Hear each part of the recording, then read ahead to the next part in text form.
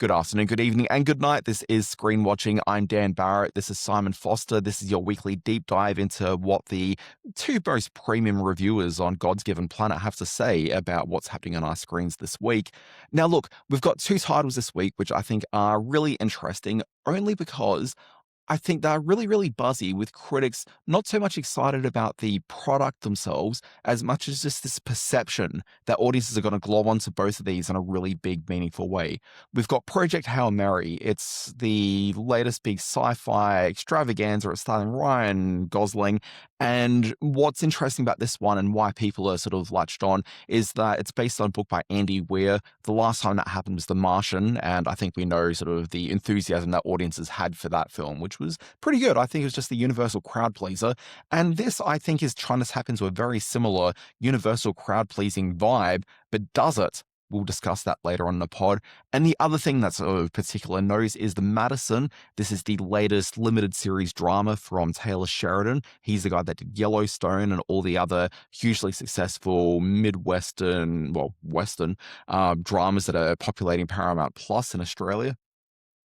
Look, this is a pretty big deal anytime there's a Taylor Sheridan program because there's immediate expectation that an underserved audience is going to just jump on board with it. But then this is a show that's got two stars in it named Michelle Pfeiffer and Kurt Russell. That's a pretty potent lure for us all. Doesn't necessarily warrant the amount of attention that this show's going to get. To be discussed. Folks, this is Screen Watching. This is not like TV, only better. Television! Teacher, mother! Secret lover. What, that's it? That's your movie? Well, I said that I had an idea for a movie.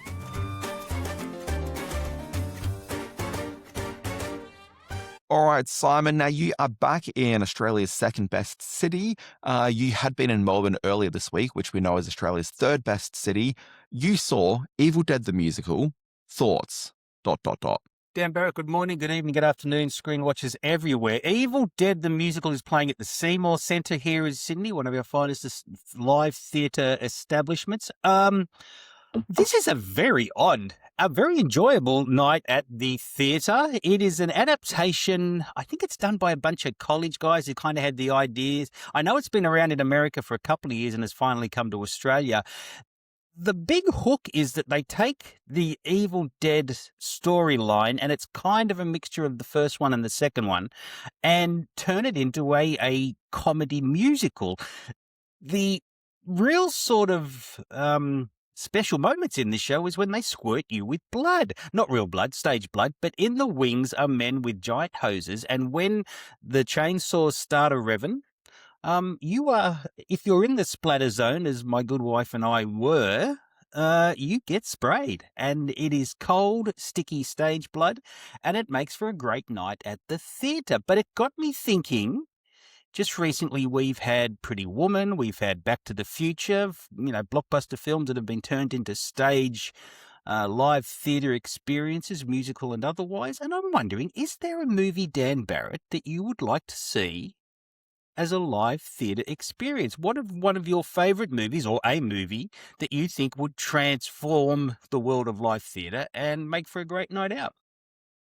So, look, I think the idea of taking traditional movies and adapting them into stage plays is something which has been bubbling away for quite a few years. Oh, absolutely it has, yes. And vice versa. Obviously, stage plays get made into movies, but yes, the reverse engineering of that I find at times a bit tacky, but at times it kind of works. When it goes all out like Evil Dead Musical did it worked a treat. I never saw Pretty Woman or Back to the Future, but I understand they were good times at the movies. But is there something that might work for you? I heard a few people suggest maybe the Back to the Future stage play wasn't exactly all that, so it could have been. Yeah. Should have gone back to the script stage. Yeah, I don't know. I kind of heard positive things coming out of the UK version of it, but certainly, I don't know, there's something about this Australian one. I felt it was telling that I was hearing podcast ads for, hey, look, buy tickets now before the run's over. Like, I never hear that for most other stage plays. Yeah. Look, I've been kind of curious. There's a Point Break stage play that's been sort of doing the rounds the last couple of years, which it could be kind of fun, but I don't know. It's also just a bit silly. Some friends of mine in Brisbane have been for the last, I don't know, like maybe 10 years performing a version of Speed on stage. Wow. I And so could see what's that happening. Yeah, I mean, that's a sorry, thing. let me clarify. It's not actually on stage. They actually have an old bus that they set up outside the theater, and so it's live theater happening around you while on a bus. The rule is, I guess you got to try and have as much of a single setting storyline as but the Evil Dead musical was set entirely within the cabin. There were no stage sort of management changes, no sort of stage directions or other than the cabin. Like I said, I didn't see Back to the Future, so I don't know how they handle the whole time travel thing. But Speed, I could see it happening. You just set it in the bus. Yeah. Yeah. So I actually haven't seen it. I've always been out of town anytime that they've staged it. So it's never quite happened for me. But one That'd be day, fun. Natalie Pensky, one day. So look, uh, there's a natural predilection I have to just want to go with like a Dave Mamet story. But I mean, that Sure. just seems like a really easy sort of thing. Cause, And a you lot know, of them come his from mo- stage plays anyway. That's exactly it. And most of his movies are so heavily talky that it's just not much of a challenge. I kind of want to say Royal Tenenbaums, I think would make for a very nice stage performance. Okay. Would look But great, yeah. yeah, but isn't necessarily bringing something which you're not getting from just experiencing the movie. And I think that you really want to take it to that extra level where it's like, well, you know, that was an interesting novelty, but it necessarily wasn't a more meaningful experience to me than what stands. But can I Right. offer this as a title which provides both novelty, but also I think the experience of seeing it live in person would be potentially stellar, which would be, why don't we adapt the film which has been nominated for an Academy Award that will not win this weekend, a little film called Sinners? How fantastic would that be on stage? So, single setting, as you suggested, broadly single setting. Yes. Okay. Sure. But you not only have sort of the sort of audacity of a sort of violent vampire story on stage, but think about the musical element to it. Like, how incredible would that be on stage? My God, you've given this far more thought than I have, and I gave you credit for it. You've come up with a great idea. Mm. That's So going to anyway, work. I bet that happens. I bet Warner yeah. Brothers will spin that little profit center out onto Broadway within the next 5 years. I guarantee it. So let's you and I write the book, and we're going to go and talk to Zaslaz. Probably isn't necessarily the best person to chat to this week, but we'll work out who Got to the get owner is Kugler going on to be. board. Kugler, he'll be busy with his X-Files and cashing all that X-Files money. Wow, that's a great idea, Dan Barrett. Good for you. Now, mine's nowhere near as good as that. In fact, I Okay, haven't what have given you it much. got? Well, I went for the singles. This was your idea. I know, and I thought it was a good idea at the time, but it proved harder. There are some very obvious ones that would certainly adapt to a stage setting, something like The Breakfast Club. And because it's that single setting thing, and in fact, I think there's already been some kind of Breakfast Club stage presentation. I know there's certainly been script readings. Simon's talked about a youth movie from the 80s, Drink. Here we are. This is what I do. I guess the other thing I'd probably lean into, I'd love to see even if it's only like a student production, it doesn't have to be a big production, but one of yours and mine, said how you say that, favorite movies is Airplane / Flying High. And I think that could work as a very zippy, zingy, almost vaudevillian type stage production, and I think it could work a treat and get lots of laughs. I mean, But I get how that yeah. presents on stage, but there's that question of doesn't necessarily provide an experience which is better than seeing it as a movie, and I'm not sure Yes. that does. Yeah, no, you're Like, absolutely right. I see the novelty aspect, sure. I've got to admit, you really rattled me with Sinners. That's a great idea, and I'd see that. And then bring some, like they did with The Lion King, and bring some sort of big budget reinterpretation of the horrors of Sinners. They'd do it with all this new sort of look and feel, and it could be quite a game-changing experience. So, As yeah, no, opposed you to an win this game with interpretation of Sinners. as opposed to an interpretation of the horrors of The Lion King.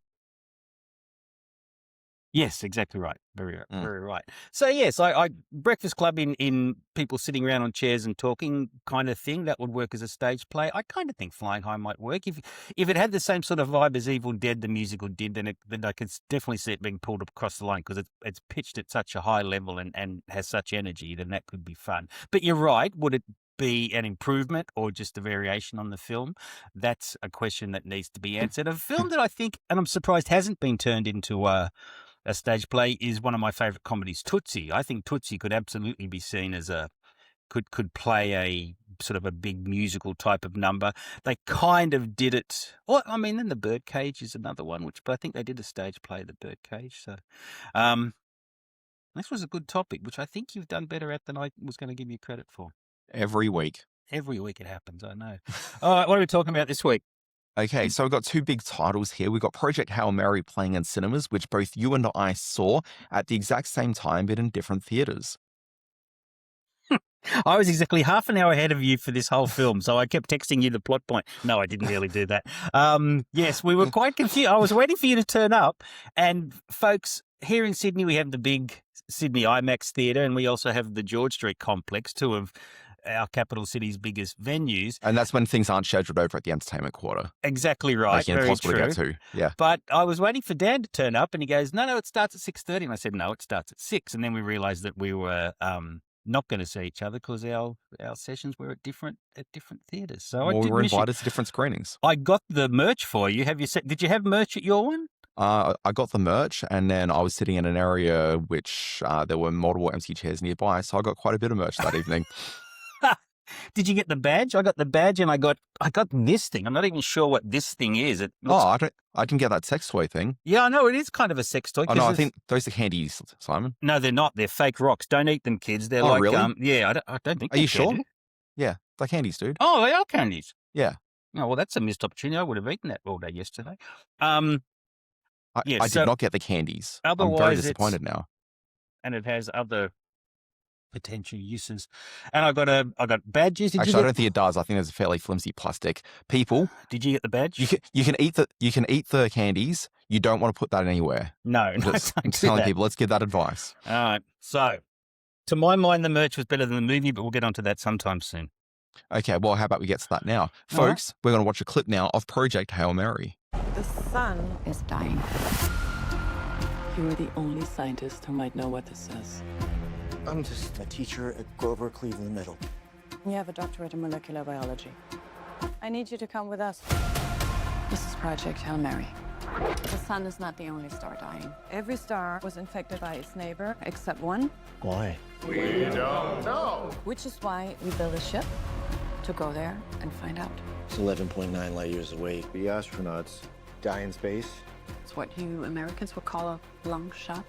Hail Mary. I get it. Who on earth is going to sign up for this?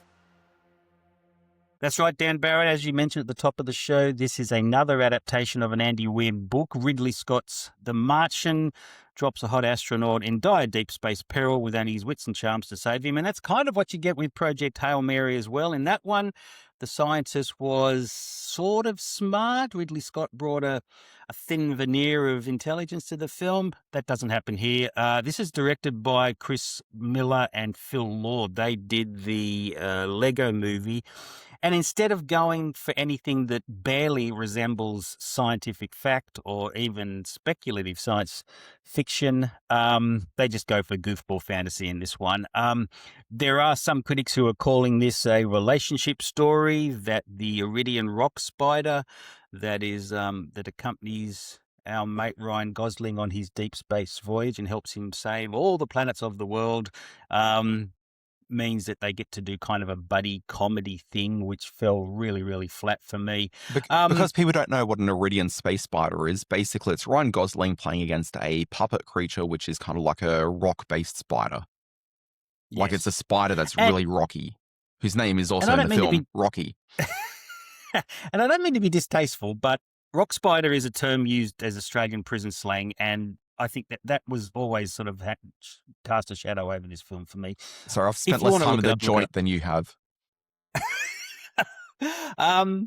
So what you have is Gosling playing a reluctant hero in a very Ryan Gosling goofball kind of way, and he is sent into deep space, somehow survives, somehow teaches himself to fly this spacecraft, also manages to spin all his theorizing into a way to save the galaxy. These aren't spoilers. This is exactly what happens in these sort of movies. And if you're expecting this to be surprising in any way, you are sorely, sorely misled by the trailering and what Hollywood offers up in terms of safe blockbuster entertainment.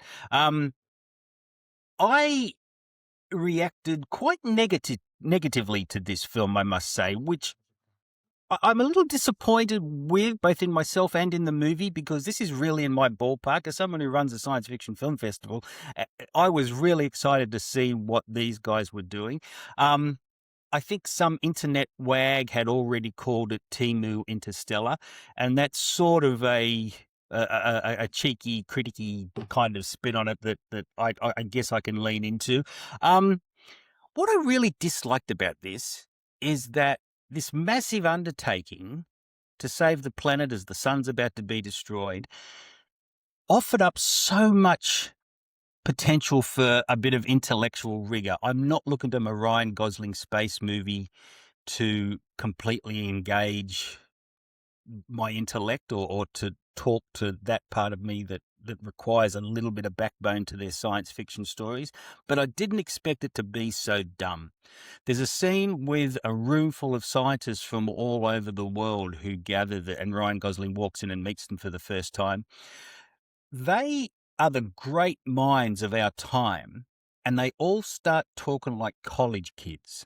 And they all talk in unison, and when Sandra Hüller, who is really the face of science in this one, and she's a stern, unlikable presence who only starts to soften up when she does karaoke, which mimics her scene in Tony Erdmann, and I just found the complete antithesis of what a great scene that was because it was embarrassing in this one.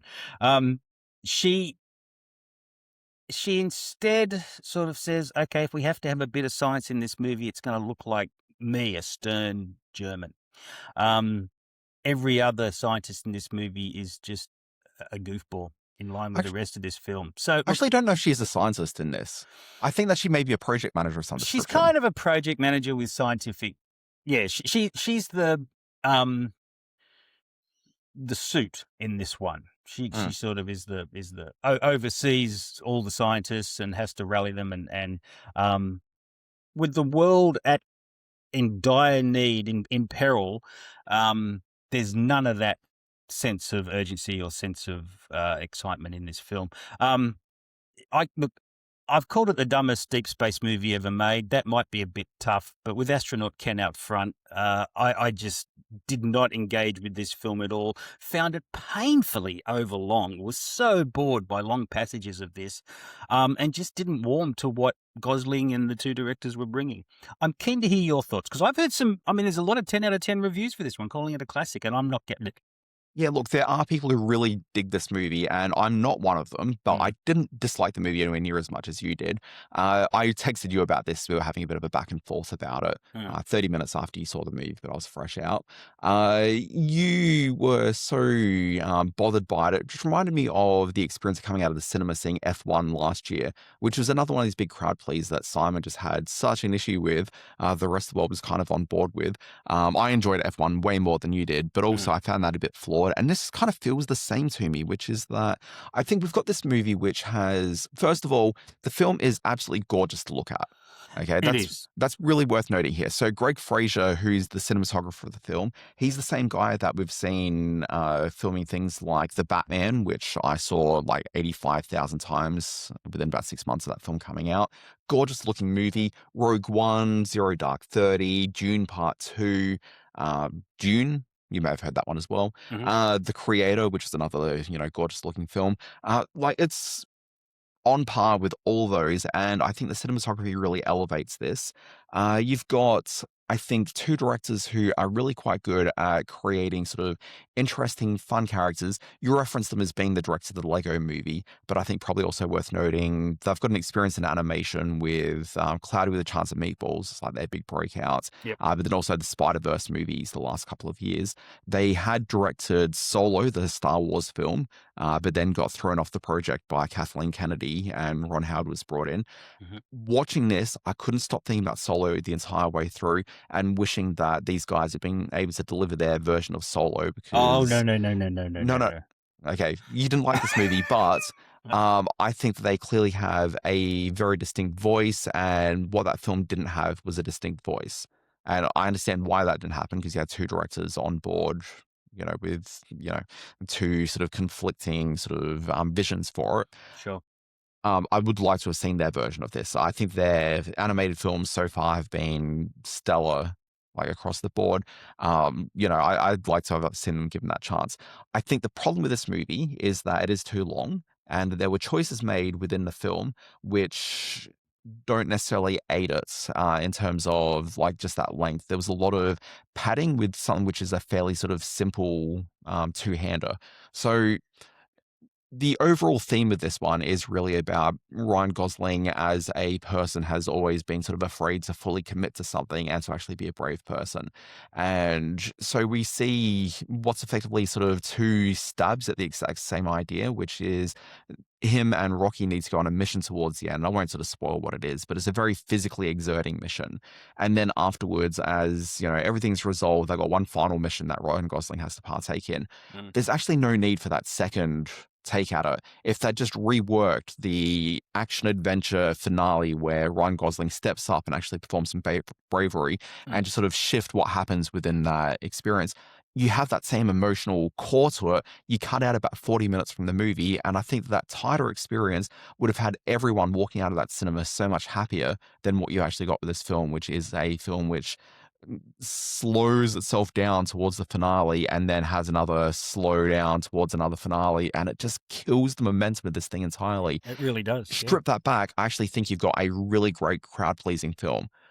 Although I was left the entire time through thinking, I just kind of want to go and see Ad Astra again instead. Tick to that. I totally agree. But again, let's talk about films which are not crowd pleasers at all. Yes, I think you're right. I made the point in our text exchange that, and I'm surprised that I picked up on this because this is not usually my bag. This is kind of your area that I'm getting into here. But there were four very distinct and not entirely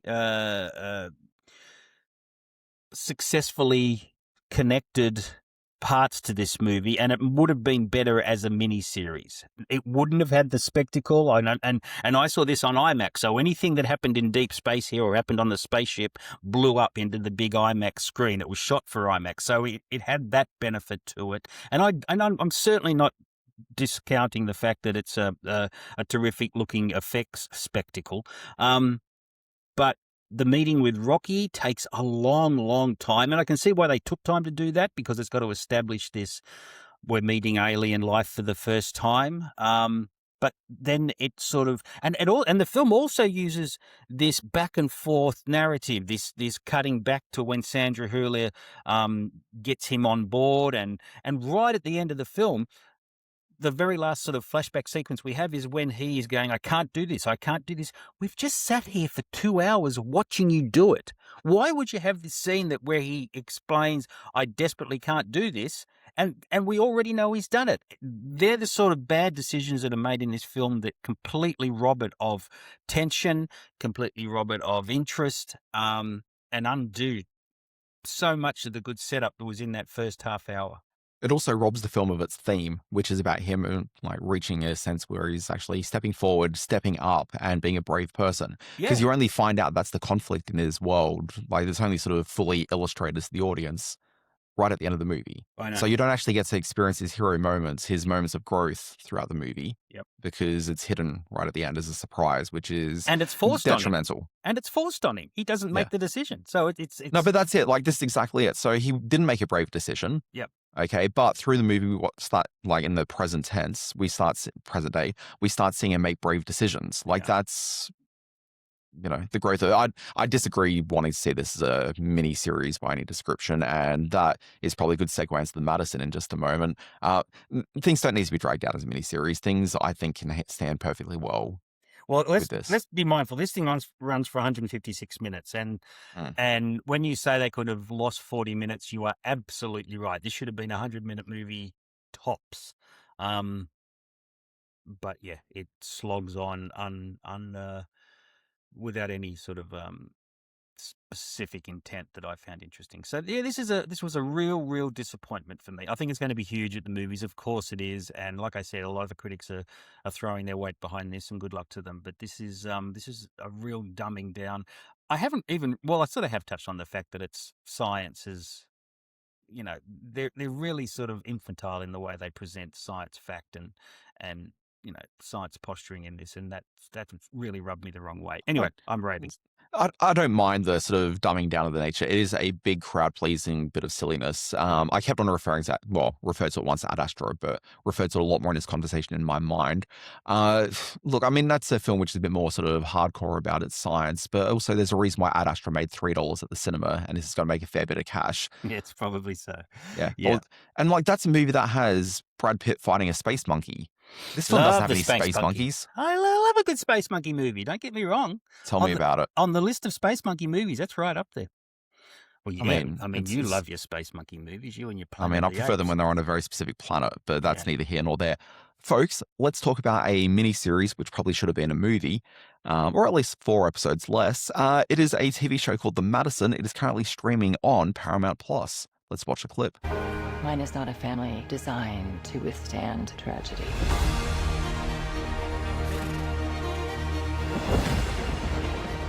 The worry is what you do next. I know you are hurting. We are all hurting. I'm 65 years old. I have a very small window to feed this. Wanna go fishing? I don't know how. Neither do I. But men do it drunk. So how hard can it be? You will have as much life as you allow yourself.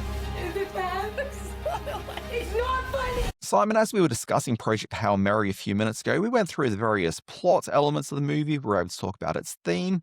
I'm going to tell you about the struggle of trying to talk to you about the Madison, which is regularly when streaming services will send out an email with a screening link to critics for review, they may include a few elements in it saying, hey, look, we'd rather don't talk about these plot elements because it's going to spoil it.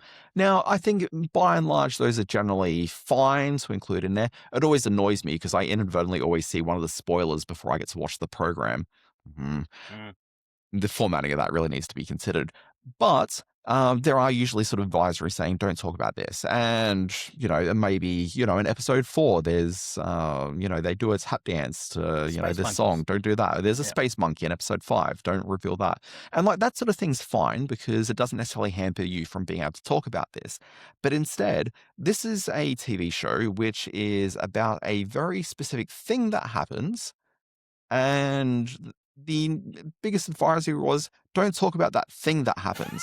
And so once that thing happens, the rest of the characters spend the following 5 episodes, or 5.5 episodes, grappling with the ramifications of that thing that happened. Right. It's very emotional because that thing that happened is an emotional moment, but we can't talk about what that moment is. And therefore, I don't even know how to talk about the emotions of the rest of it. Wow. I guess I can say the show is about grief.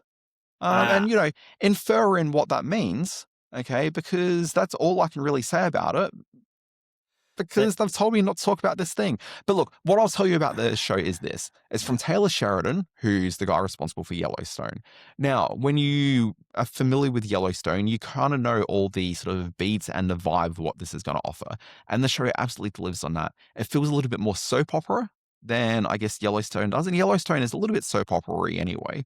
Okay, but where the soap opera comes in from this is one, there's a lot of emotional conversation and dealing with the grief.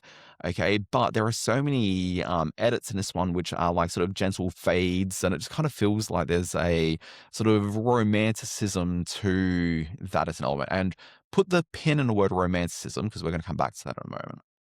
So it feels like a soap opera.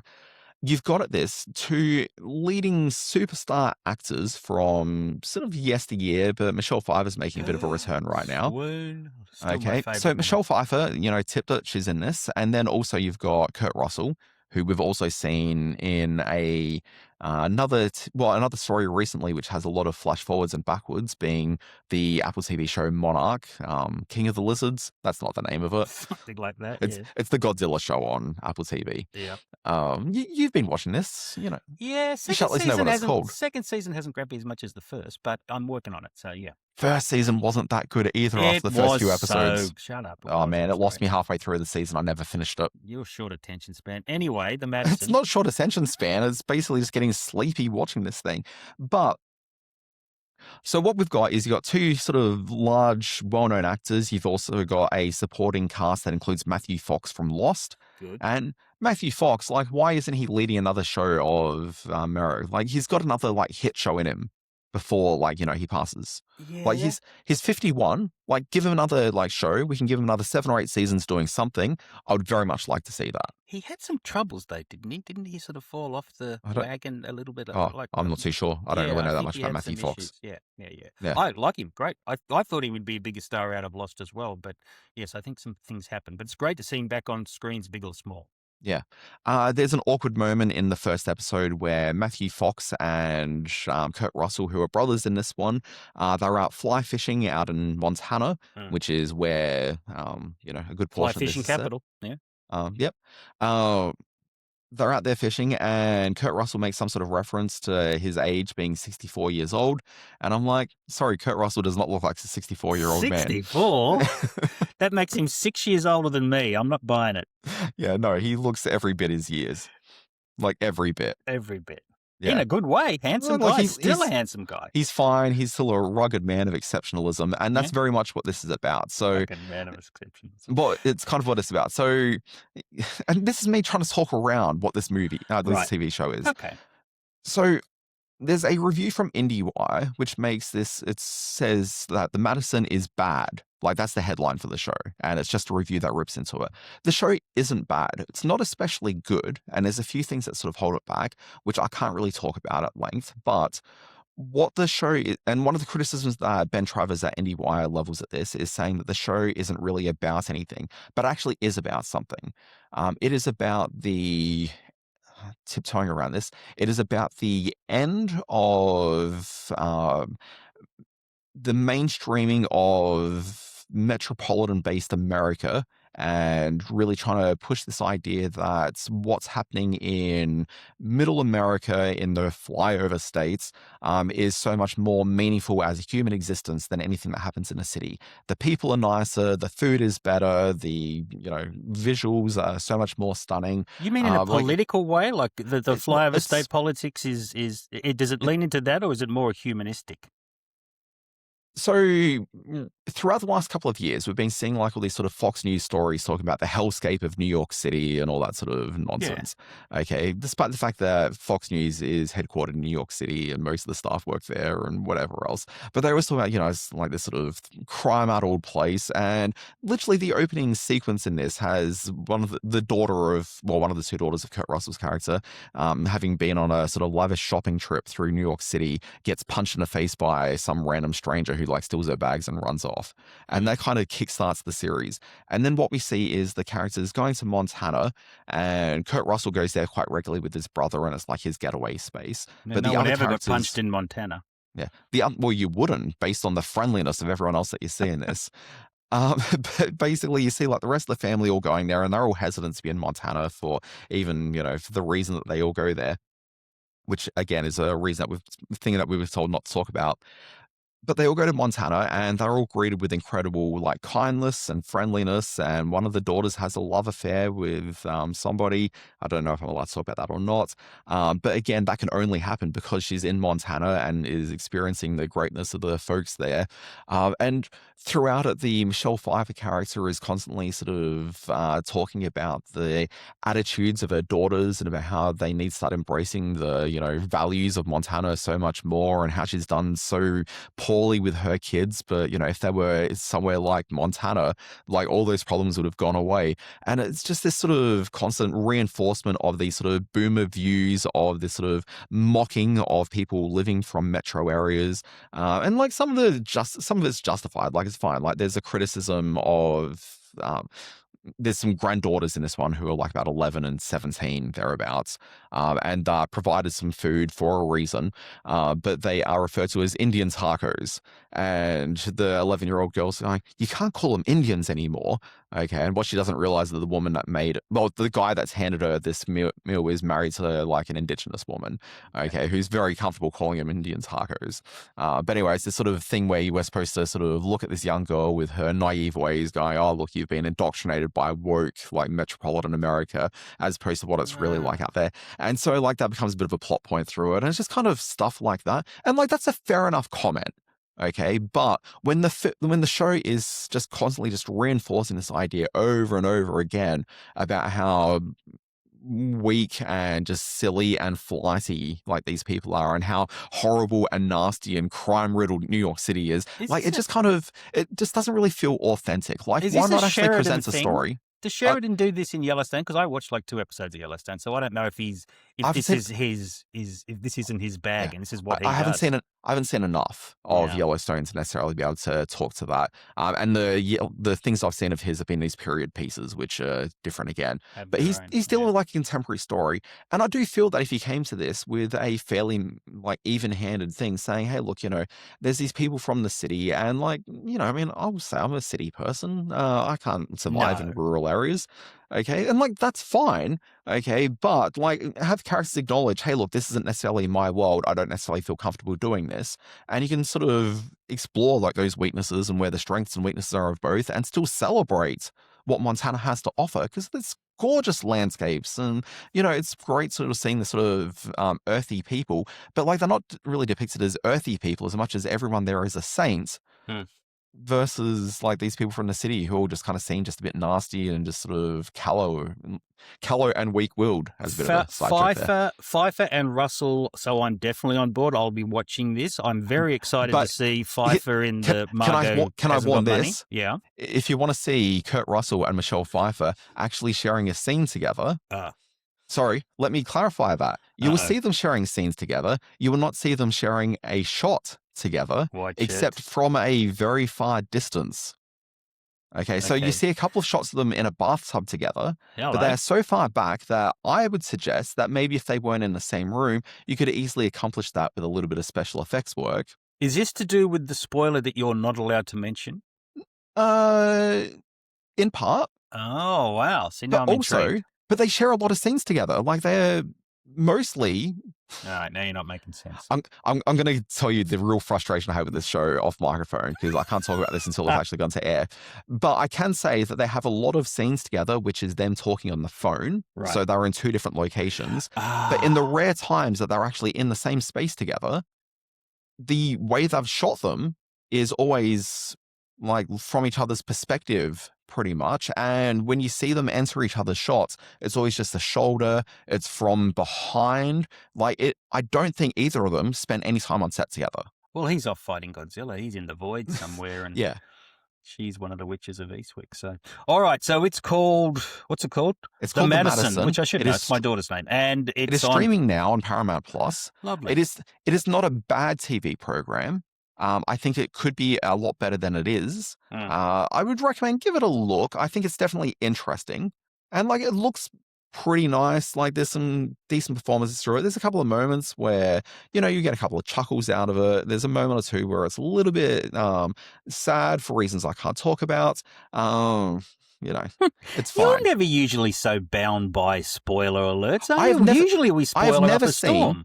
I've never seen a request come through, because the whole thing is that the idea is that if you don't give away the spoilers, then you'll continue to get access to be able to see, further screeners. And like, it's helpful for this podcast to be able to get access to screeners. Yeah. So I'll abide by this, but I've never come across a request like this, which completely is counter to the idea of it.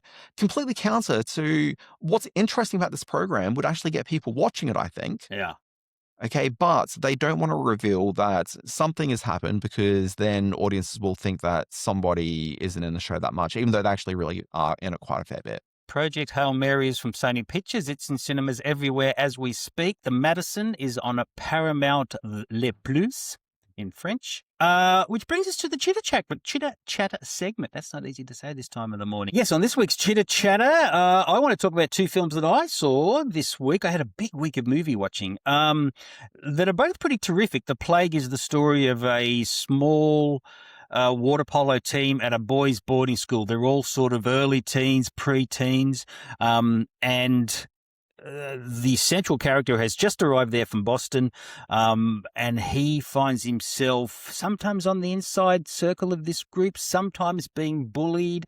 There is another young man who is very much his own person, who has eczema, but the other kids tease him terribly about it and call it the plague. So this is a story about power dynamics and teenage rites of passage storyline, but from a very cruel and Lord of the Flies type angle. It is a stunning film. The young kid who plays the key bully in this, how he missed out on a supporting actor Oscar, I don't know. This film barely got released in the US and it's stumbling into a couple of cinemas here in Australia. But if you can see it, see The Plague. It is a grueling, compelling, powerful bit of cinema. And then another sort of realm altogether is the new Colleen Hoover adaptation. She did It Ends With Us and Regretting You. This one's called Reminders of Him, stars one of my favourite young actresses. She's not that young anymore. She's Micah Munro from It Follows. She plays a woman who returns to her hometown after some prison time and tries to reconnect with her daughter, but the daughter's been raised by the parents of the young man that passed away while she was driving, and much tension and sadness ensues. I'm a crusty old critic, but I wept like someone had stolen my teddy at the end of this.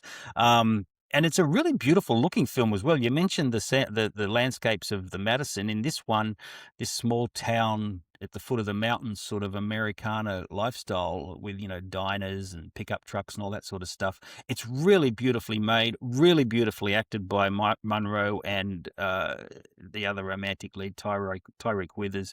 And I was, really surprised by how affected I was by the film. It's certainly the best of the Hoover adaptations. So that's my week at the movies. So there's two things that people need to know. First of all, that when Simon's talking about his teddy, yes, he is talking about the lingerie. The second thing... Well, look, I still have my, who I call Little Ted, from when it was given to me 2 days after I was born. I have Little Ted and Giraffe still by my bed at the moment, remnants of my baby years. So I would cry if I lost Little Ted. Adorable. The second thing people need to know is that if you're after a pretty good police detective murder mystery, Scarpetta is something we should probably check out. This is one of the 45 TV shows that Nicole Kidman's going to release this year. Movie star Nicole Kidman. Cinema enthusiast Nicole Kidman. Yes, I've heard good things about this, and I was trying to watch it before the show, but I just didn't find time. What with the NRL, I've heard it's good. So look, it's good to a point. So this is a police detective, not a detective genre story, which is when you've got a, in this one, she's a medical examiner who's doing police detective work broadly through it. It's a show which is split across two timelines. So there's 25 years ago-ish, where you've got a young version of Nicole Kidman's Kay Scarpetta character, played by the fantastic Rosie McEwen. And you've also got a young version of a character played by Bobby Cannavale in the current version, played by Jake Cannavale, his actual real-life son. Now, this show, because it's split in two timelines, you've got a younger cast playing the same characters as like this older cast. You've got that thing where the famous actors, they're putting in their performance, and you've got these younger actors who have to modify their performance to inhabit the performances of the older people, so it feels like it's consistent. And so that never really quite feels right, except Rosie McEwen is really, really good, and like it actually matches really, really nicely. And the fact that you've got like Jake Cannavale being the actual son of Bobby Cannavale, like that mashes together like really nicely as well. So like it's, even though this almost always syncs this kind of a split narrative thing, it works fantastically well. And it's great that they haven't just had, Nicole Kidman sort of de-aged by like 25 years, because you don't buy that either. She's doing that herself. Yeah, well, this is the thing. Rosie McEwen, a very expressive person on her face.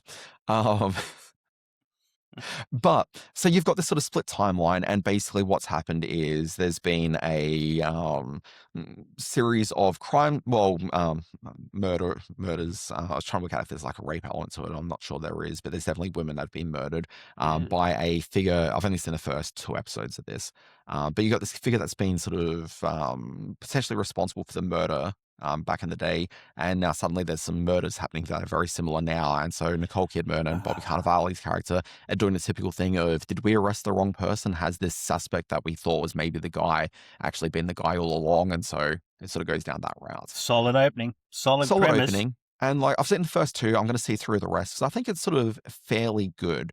But there's one very specific thing that just kind of almost sinks the entire goodwill the rest of the show has. Okay, which is the third big name in this one. Sorry, there's four names. Simon Baker is in this. I still call him Simon Baker Denny as Everyone an E does. Street fan from back in the day. Yep. Okay, but then the other person who's a much bigger name than Simon Baker is one Jamie Lee Curtis. Now, Jamie Lee Curtis plays the flighty older sister of the Nicole Kidman character. And there's two things here. One, at no point do I ever buy these two women as sisters. Okay. And the second thing is that Jamie Lee Curtis is playing a character who I used the word flighty a moment ago. She's a unserious person and she's big and over the top and brash, and she does not fit into the rest of the world of this show at all. She is in not just a different program, but on like an entirely different streaming service somewhere. That's how far removed she is from the rest of this program. Her winning the Oscar has sent her off on this I'll do whatever I want, whenever I want bunch of performances that have driven me slightly mad. We watched the Pamela Anderson thing, the Showgirl. What was that called? The Last Showgirl? Last Showgirl. That Jamie Lee Curtis was in, and it is one of the most hammy, scenery-chewing support performance I've seen, and I guarantee she said, yeah, I'll make you a little Showgirl movie if you let me do whatever I want with this character, and she just goes to town, and she's done a couple of things since she won the Oscar, which makes me think, Jamie, just tone it down a bit. Try decaf. There's a scene, which I think is the very first scene that we see Jamie Lee Curtis's character in this, where her and Nicole Kidman are standing off at the distance at a cemetery as Jamie Lee Curtis's adult daughter is mourning the 1 year anniversary death of her wife. Yeah. Okay, so she's emotionally distraught, but Jamie Lee Curtis is just big and over the top acting, and it's like, well, human beings don't actually act like this. That's exactly my point. She pulls focus wherever she is on screen. Yeah, it really is. Yeah. So anyway, Scarpetta is quite good because it's got this split timeline, and it seems like there's this trend of us today talking about these split timelines of Project Hail Mary, the Madison, and Scarpetta now. I really feel as though this show would have been so much better if they played around with the structure as to what this offers. Like, they're doing a split narrative structure, and like that's kind of interesting and makes it a bit more interesting than it otherwise probably would be.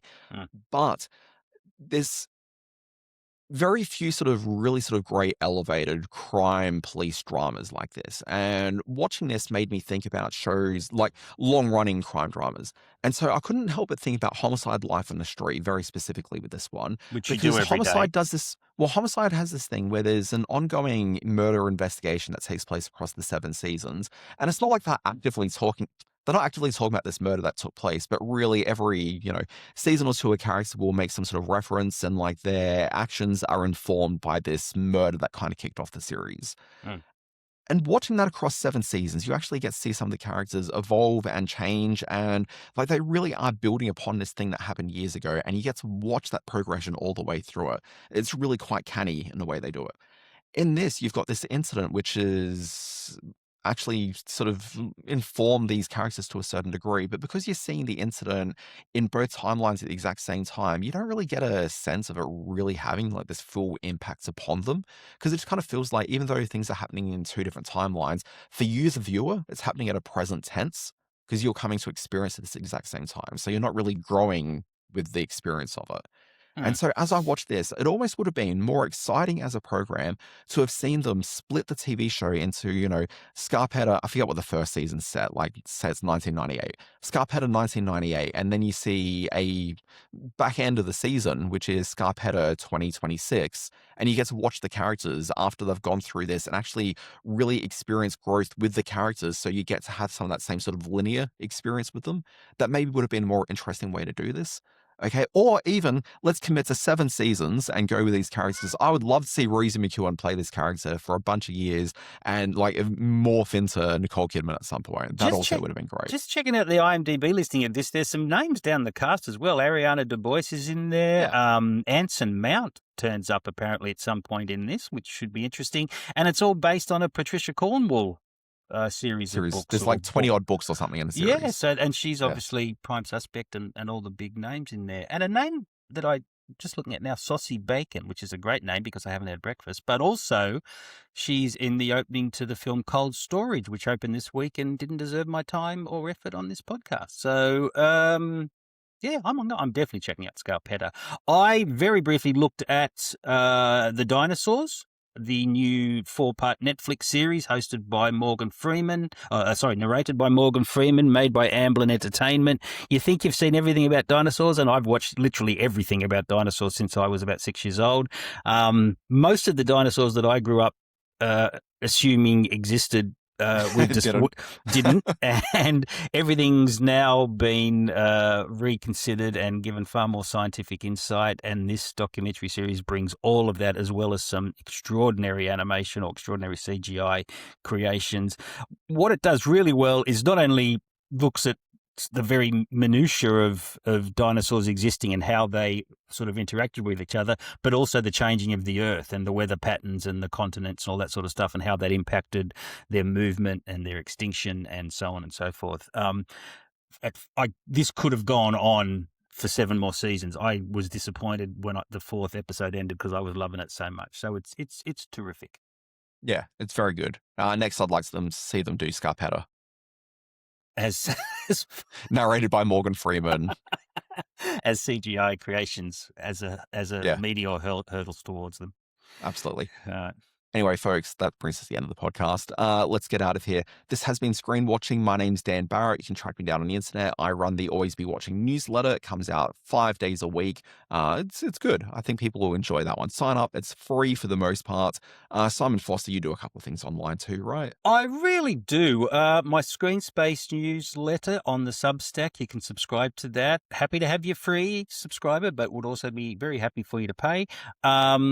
You can see all things Screen Watching over at the Screen Watching Facebook page at Screen Watching Podcast, on YouTube, where you can see our beautiful faces at Screen Watching, or email us at screenwatchingpodcast@gmail.com. All right, folks, this has been Screen Watching. We'll be back next week with more stuff, maybe things that I can actually talk about. Folks, we'll see you then.